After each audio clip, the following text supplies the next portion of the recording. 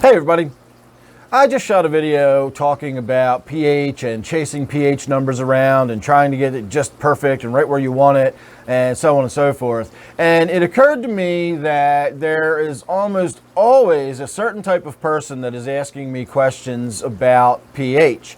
And I'm not busting anybody's chops on this because I'm human. I've done this myself. That's actually why I want to talk about this. It's something that happens to all of us. And that is the phenomenon that I think of as having just enough experience to be dangerous at something.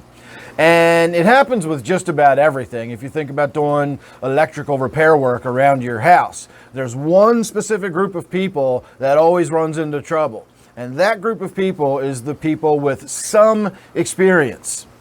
So when you first get into the hobby, whether it's doing electrical work or keeping fish or whatever, you don't know anything. And you know you don't know anything. And because you don't know anything, you don't do anything. You do exactly what you were told, exactly what the instructions say, and you don't stray beyond that because you don't know what the consequences might be. You have no idea. Plus, you also don't even know that there are other things to tinker with. You don't know about this yet, so you're not going to be asking questions about this or trying to change that because you haven't even found out about that yet. You're so new to it. Those people are generally the safe ones because they don't know what they're doing, so they don't do anything, and that's the hands-off safe approach. The other end of the spectrum is the seasoned professional or somebody in the hobby that's got lots and lots of years of experience. They tend to know what they've done because they've had all the problems over the years. They've been there, they've done that, they've made their mistakes, and now they've gotten to a point where because of that, they're very careful and they don't do this. They realize there's no need for that. You don't have to go chasing this around or doing that. The dangerous people are the people that have some experience.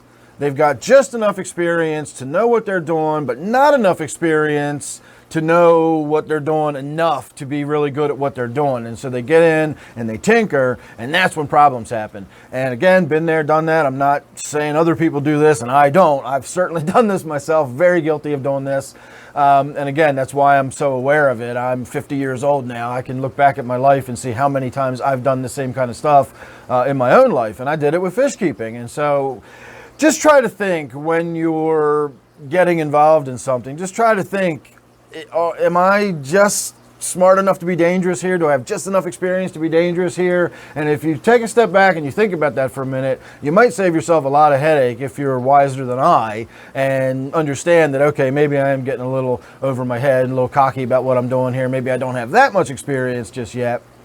And the reason I'm thinking about this is because I shot this video about pH, and it's almost always the person asking me questions about adjusting their pH is not the new person, and it's not the person that's been in the hobby for a long time. It's the person that's got just enough experience to have now got their feet under them, they're kind of feeling comfortable, they're learning more about their fish, and suddenly they found out pH is important, and they went and they bought some test equipment, and they're checking their water, and they find out that their pH isn't right exactly perfectly where the book said it's supposed to be, and now they're in a panic trying to get their pH all sorted out because they feel comfortable tinkering with their tanks again.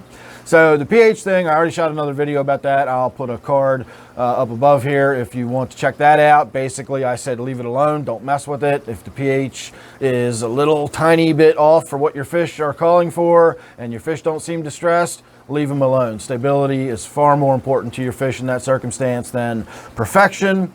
But it's generally that person that's got just enough experience in the hobby that they want to start doing stuff, and they're feeling, they don't feel like they're a beginner anymore, and so they're trying to venture out.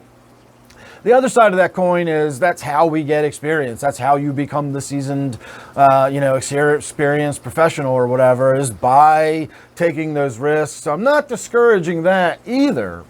I'm just saying, think about it. Think about what you're doing. Think about, am I being cocky here? Am I maybe getting a little ahead of myself? Do I think I know more than I really do in this situation? Maybe I should take a little more advice from other people or whatever. Just take a moment, stop and think about it. But at the same time, if you don't experiment, if you don't go beyond what you're comfortable with, you'll never go beyond what you're comfortable with, and you'll just completely stagnate, and you'll probably burn out in the hobby eventually if you don't continue growing and learning and changing. So it's that fine balance between, trying new things and experimenting with new techniques, but being careful about how robustly you pursue these new, endeavors. You probably want to take a step back and stop for a minute and think about how much experience do I really have here, etc.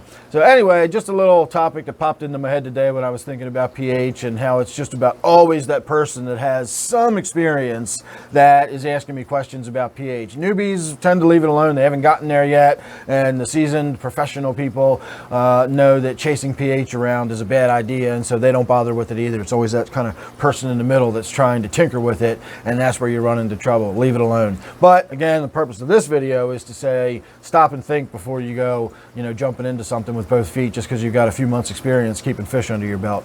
So that's all I got to say about that short topic. So leave me your thoughts down below. I'd be interested to hear what you have to say.